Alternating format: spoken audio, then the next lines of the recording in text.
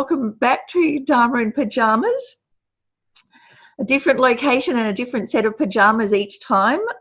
And so the topic for today is, who am I really? Who am I really? I don't know if you've ever had that question before. If you can remember when that question first arose in your mind.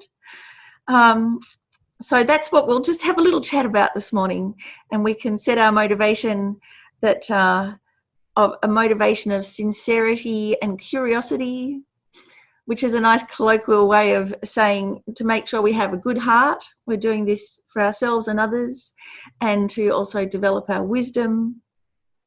We can have a chat. This chat can lead all the way to enlightenment.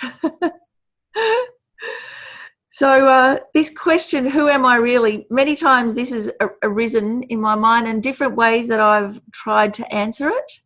And sometimes I've gone back through my life and picked out various things and gone, oh yeah, this is who I am. And then I've picked out a whole different set of things and I've come to a completely different conclusion, and it's left me completely confused. Who am I and how do I bring meaning to my life? So where this question ties in is to the doctrine of no self in Buddhism, or selflessness. And if you're a beginner, this is a really confusing term, because when we hear about selflessness, what we think is altruism, being not being selfish, being selfless, acting for others. But in Buddhism, it has a totally different meaning. Selflessness means it's a philosophical understanding of the mind, and it means no inherent self, or no true self. Selflessness. And so once you kind of understand that, then you can also have a tendency to go right over to the other side and go, oh, Buddhism is nihilistic. There is no self at all. There's nothing. And that also is a mistake, really easy one to make. So that's why I thought I'd bring this one up at the moment, because it's things that I've been through many times. So the question, who am I really? It depends. And the urge to know who we are really, and then grasping onto this answer and that answer, comes from what is called one of the afflictive emotions, which is pride, or trying to figure out who we are by comparing ourselves to others, by feeling better when we compare ourselves to others, or feeling important or special in comparison to others. And so this kind of answer of who am I, when it comes in this comparison, we may feel special in a room. We may be the special one and have some distinction that we think is pretty good. But the moment we do that, we may feel better, but we put a separation between ourselves and others. So on one hand, we're feeling special, but also we're lonely, isolated, easily intimidated. So finding out who we are really by this external comparison is fraught with danger and with misery. And we end up being quite isolated. That kind of egocentricity, that really deep instinctual kind of pride or grasping at a self or identity, goes all the way back to that fundamental ignorance that we have of just not understanding who we are. So it's a good place to start this question, who am I really? And then just take a nice, relaxed, kind of gentle, kind approach to it. So when I was trying to figure out who I was really and if I was any good as a human being, it was years ago when I was also living in Brisbane, and I was a costume maker, and I made costumes for circuses. Really fantastic costumes. It was a huge amount of fun going to work, watching people do circus tricks, and I became really good at making circus costumes, and I was the best in Brisbane. So I would put myself in that context and I go, oh yeah, I'm the best in Brisbane. I'm fantastic. And I feel really good and confident and happy. And then I think, well, let's go on a bit more. What if I go to New York and I start up my costume business there for the circus? And then I start going, oh my God, I know I'm a little fish in a big pond and I'll be worthless and useless. And I got really scared and demoralized. This all happening over my morning cup of coffee. So then I go, no, I'll stay in Brisbane. And I thought, So who we are really is very contextual. Another example I'll give you is all my different hair colors. So who we are really is so much dependent on our circumstances in the context we find ourselves in, and we think that's us, but it's actually we're quite reactive to our circumstances, and we are inextricable from our circumstances. So when I first started dyeing my hair in the 80s, I had bright orange hair, I think, and that was like a red rag to a bull for a lot of young Australian men. And so my common experience would be to walk down the street and have things thrown at me from out of cars, like Coke cans and rubbish and stuff, and people yelling at me. So I got quite used to having this really negative response to what I looked like, and then I'd play with not taking it personally. So I'd notice that feeling of being scared and upset, and then I'd go, well, you know, does their response make me any different or not? And how much do I depend on the positive feedback of others for me to feel good, and how much comes from within me?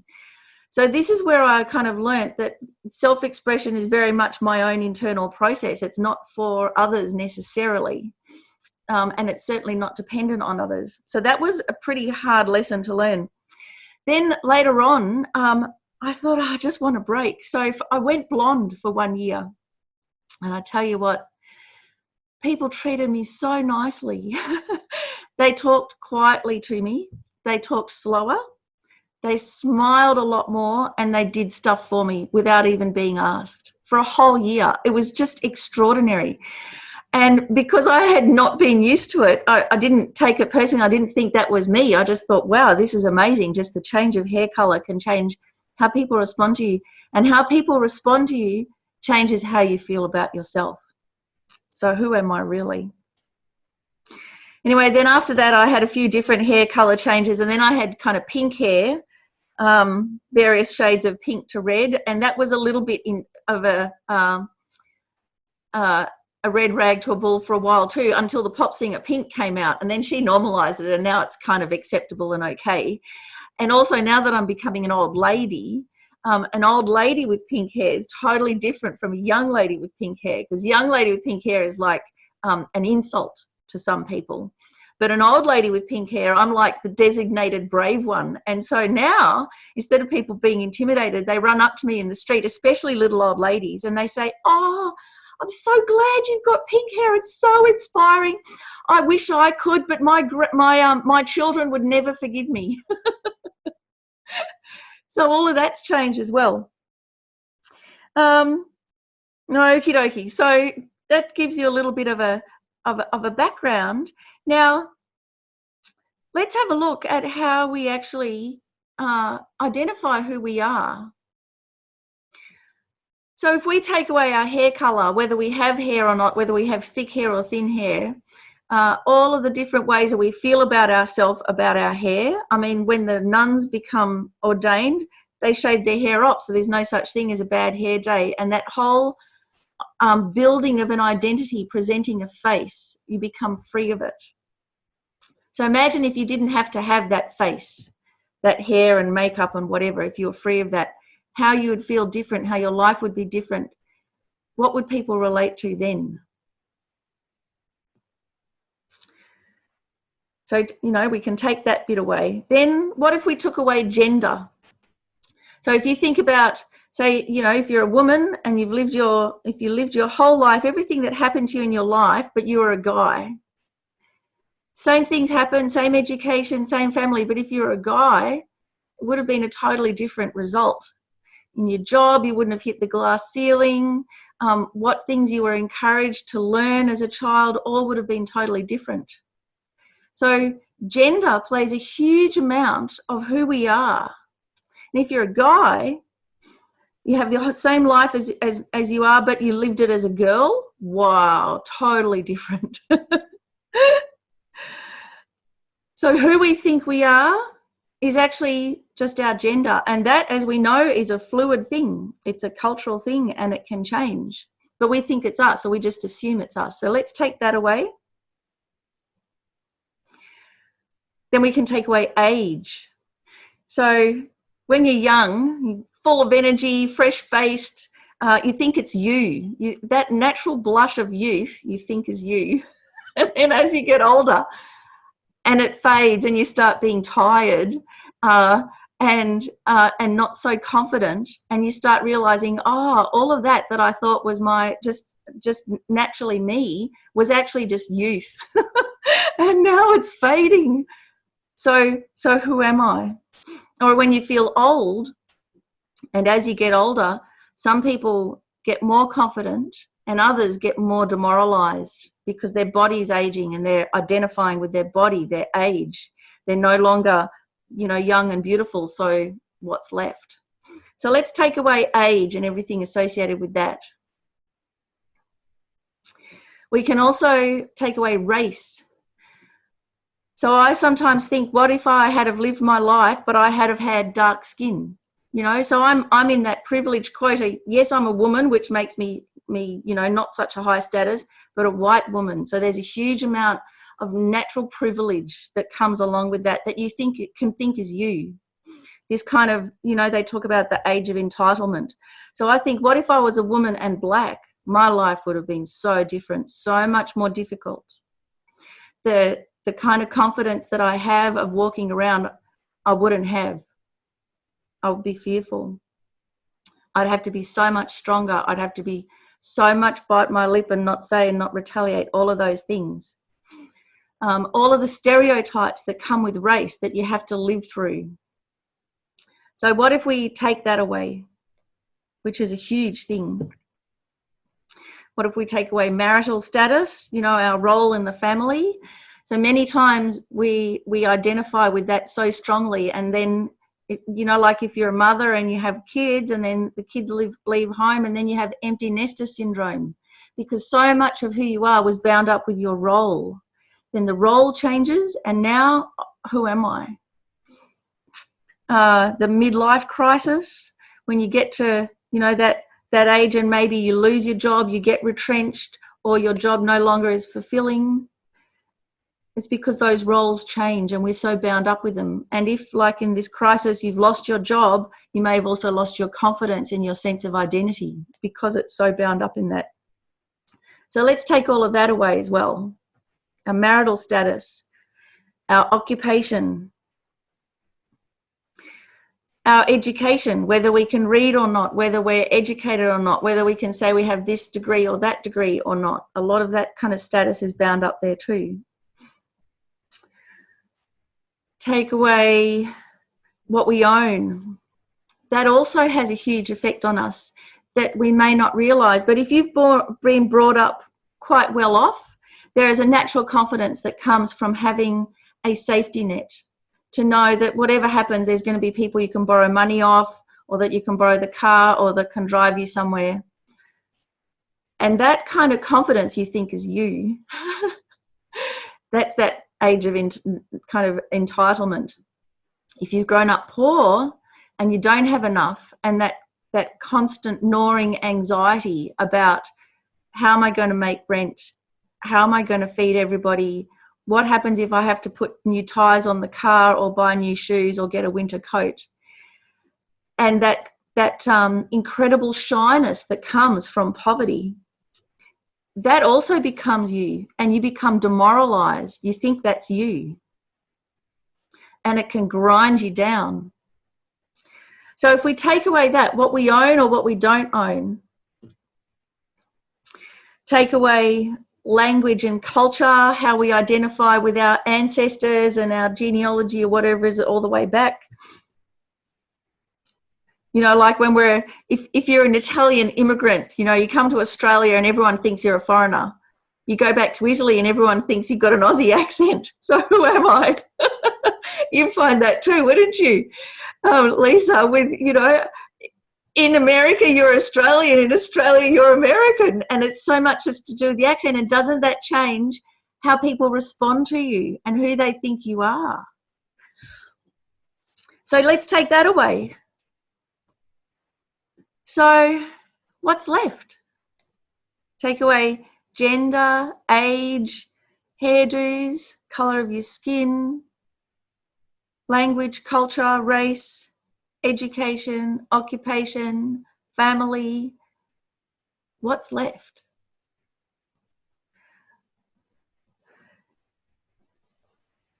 So it's a really good question to keep asking. Who am I? Am I all those circumstantial things that change over time? We can't really be those. So who am I really? And so many times you'll find the answer that comes up is what we do or what's happening to us. But who are we really? So what's left actually isn't what distinguishes us from others, what makes us different from others, which are all these circumstantial things. What you find, isn't it? What's left is I'm a living being. I'm a human.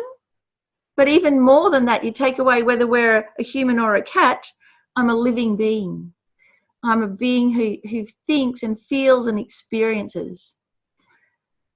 That's who we are really. And that's who everybody is. So that's this huge, very deep, fundamental commonality that we have with everybody.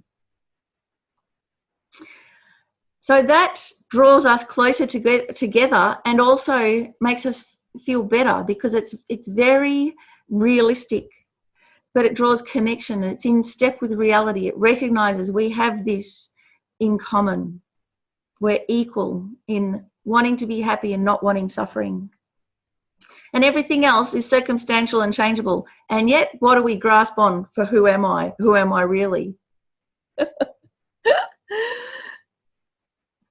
So I was thinking about, there was this incredible rally in the 60s with the Reverend Jesse Jackson. And it was a civil rights rally.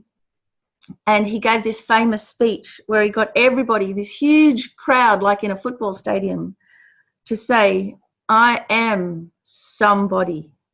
It was so moving. And this was a real unifier because all of these people have been completely disenfranchised and pushed down and everything.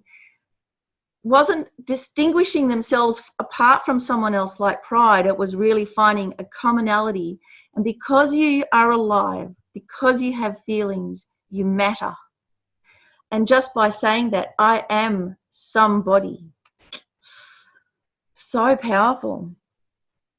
Really, really unique. And that was really coming to this commonality and of recognizing that it matters.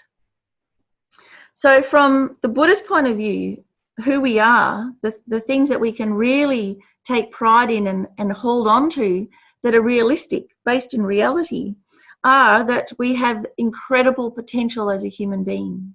That's one thing. That, you know, as a human being, we matter, we have feelings, and we have this potential that can go all the way to freedom, enlightenment, liberation and enlightenment. That's our natural potential. We can do it. We don't need anything else to change. We can do it. It's not dependent on gender and age and wealth and status and all of those things. It's dependent on the fact that we're a living being and that we have these fortunate circumstances as a human. Also, as a human, we have so many more choices that we can make than, say, an animal. You know, an animal can't choose whether they want to be vegetarian or not. It's just how they're physiologically built. A lion can't go, I'm going to go vegan. They'd die. So, but human beings, we have a much more leeway to make choices. So this is something that that we can recognize within ourselves. Yes, it's kind of circumstantial from a Buddhist point of view because we have a perfect human life now, and we may not in the future, and we did it in the past. So that's kind of a unique set of circumstances. But when you recognize how important and precious and how much potential there is in our own life, then we also recognize it in other people's lives. And that's what we focus on. We don't focus on the differences. We don't get scared of them. We don't hate them. We just have this natural recognition. We can also, who am I really? We can look at our actions. And Lama Zopa Rinpoche often talks about being an inner professional. So we have an idea about professionalism, don't we? And from a Buddhist point of view, this is like being proud of our virtues, our virtuous actions, our actions that benefit others. So if you're a first responder or a school teacher or work in childcare or anything like that, society expects a certain amount of professionalism, don't they? That you will treat everybody in the class equally, with equal care and concern, regardless of whether you get on with them or not, regardless whether you like them or not, regardless of whether you even understand them. You've got this kind of duty of professional care. And we just naturally expect that of people. But that's a big ask, isn't it? Because that means inside we have to be able to do that. We have to recognize that other people are as important as we are, even if we don't agree with them. So that's something that we can look at as, this is who I am. I am a virtuous person. And it's important that we focus on that, not on our negativities. So another story from the civil rights movement, when there was, I think it was some form of, there was a lynching and a bit of a riot. Again, it was in the 60s. And one of the Ku Klux Klan guys, you know, in his white hat with the eyes and everything, was injured and taken in an ambulance to the hospital. And when he got to the hospital, to the emergency department, everybody all the nurses in the emergency department were black. And so their professional code of conduct was to look beyond that white sheet, beyond the white skin, to the blood and bones underneath, just like we all have. Now that to me is incredible. That's an inner professional. You know, when your own people are being lynched and you help the aggressor because you see beyond that, that's really something else, isn't it? So that, to be able to live virtuously like that, that's something to really recognize as who you are, what you do, how you act. And that, because it's in step with reality, because it recognizes our interconnectedness, it draws us closer to people, doesn't it? That inner professionalism doesn't separate us from others. Doesn't mean that we then unintentionally or intentionally harm them. We care for them. We have a responsibility for them. And the last one then of who we are really, what we can take pride in and really appreciate is our ability to overcome the afflictive emotions, to overcome delusion. So it's kind of courage. And in the Buddhist tradition, there's this whole kind of tradition of a bodhisattva warrior. So we go after the enemy, not the external enemy, not the enemy out there, but the internal enemy of self-righteousness, of pride, of ignorance, of craving, of hatred, all of those inner enemies, jealousy, resentment, the inner terrorists that are far worse than any external aggressor. So you have this courage of your convictions that no matter what, we can overcome those afflictive emotions, those distorted attitudes. No matter what, we can overcome them because the nature of our mind is clean and clear and pure. All of those afflictions are like distortions. They can be fixed, removed, deconstructed. So that one, the courage of our convictions. That's also, who am I really? I'm the courage of my convictions. Now I have a little reading from Kathleen MacDonald, which sums it up really nicely. So this is from this book, How to Meditate. Fantastic book. It's in its like 25th anniversary printing. It's got really good meditations and explanations and background that are very good for the modern Western mind. So this is what she says, page 59, appreciating our human life. The starting point for many problems is the way we feel about ourselves and our human life. Human existence is very precious, but normally we fail to appreciate it. We have so much potential, so much latent wisdom and loving kindness, so much to offer the world, but we may ignore or be unaware of this and let ourselves become clouded with depression. Focusing on shortcomings in our character and failings in our dealings with people and work, for instance, or the harm that we might have done to others, we develop an unfair, low opinion of ourselves. This self-image becomes more and more concrete with time. We identify ourselves as incapable and inadequate, and then feel hopeless and depressed. Or we turn to other people in an attempt to find happiness and fulfillment, appreciation and acknowledgement. However, as our friends are likely to feel the same way about themselves, such relationships often bring only more frustration.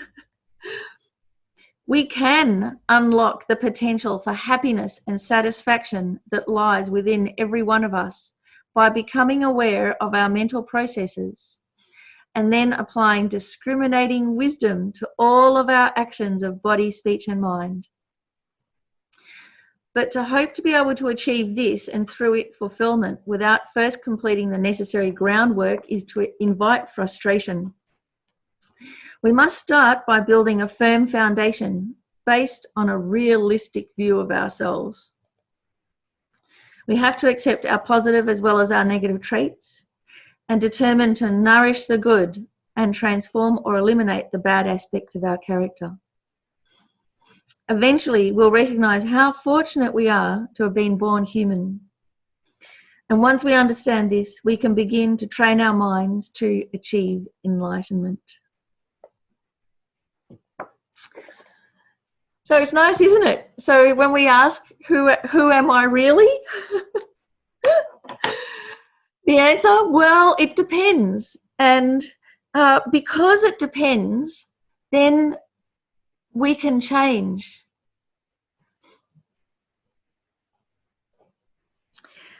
We can change what our aim is. Why put a limit on it?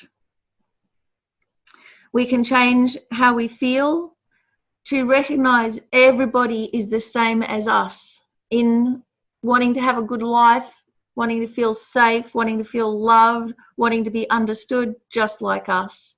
And that way, then when we walk into a room of people, instead of seeing all of the differences, we'll just naturally feel warm because they're my people.